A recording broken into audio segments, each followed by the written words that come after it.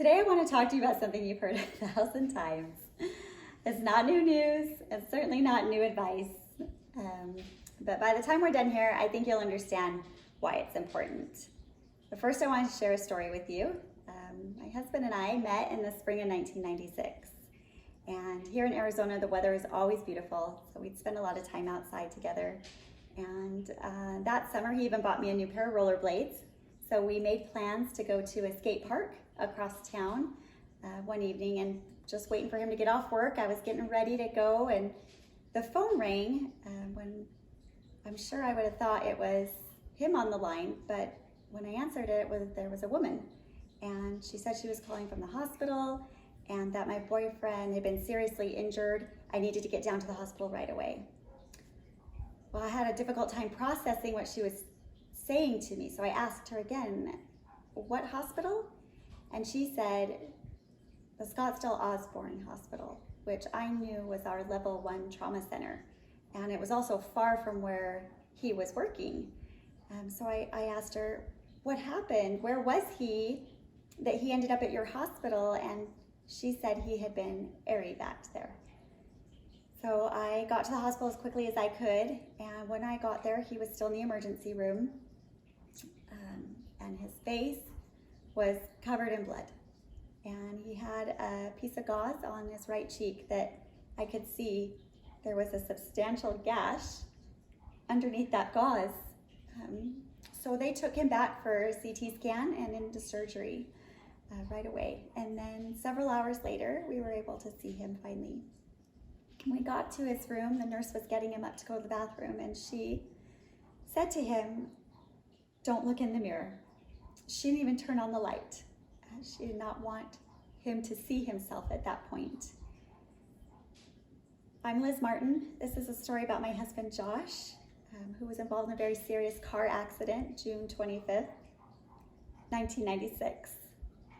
Josh was not wearing his seatbelt. When Josh came out of surgery, he had 167 stitches in his face, hundreds more interior stitches, and 10 staples of the side of his head. To add insult to injury, the accident was Josh's fault. So he had been driving on a road that he drove every day, right near his work, but they had built a new stoplight.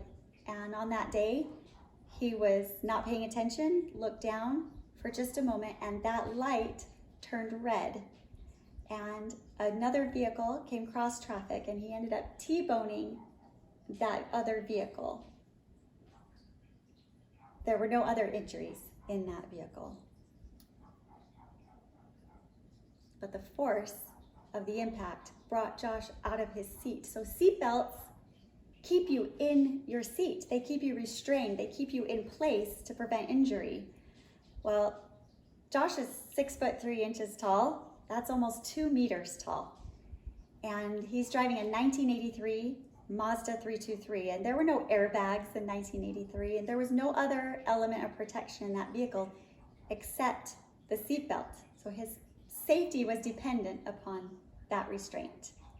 Well, because he was not buckled, he came up out of his seat. His knees broke the steering column, and his chest hit the steering wheel, and his face hit the windshield.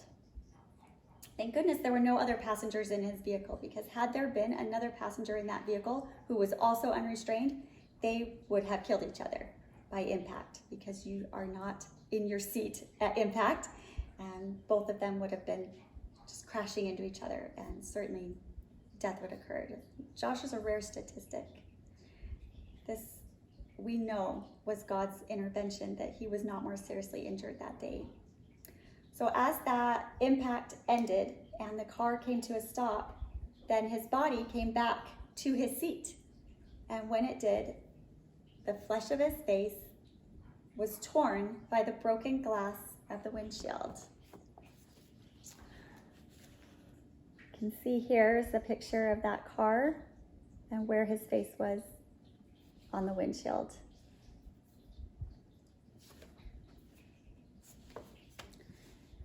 After weeks of recovery,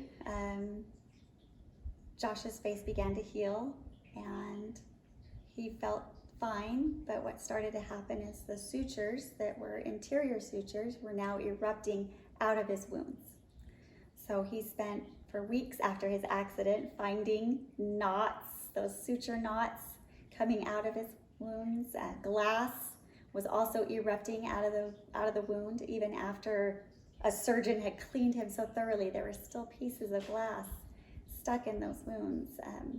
It was summer in Arizona then, and we had to spend every day inside because of the nature of his injury. He couldn't be out in the sun or else it would create even more scarring. And so we would spend our days inside and our evenings outside that summer. And then when we finally started to venture out a little bit, he had to endure the stares of very curious strangers who I'm sure were wondering what had happened to a person that they would sustain that kind of injury. It was shocking to others to see his face, and I have never seen anyone who has those kinds of wounds. I've never seen anybody with those sorts of injuries that he had, even as they were healing. So I encourage you now that the next time you get in the vehicle, buckle up, put your seatbelt on, invite your passengers to also be buckled, and your children. Please make sure that your children are restrained properly. Seatbelts save lives. This could be your last warning. Don't become a statistic.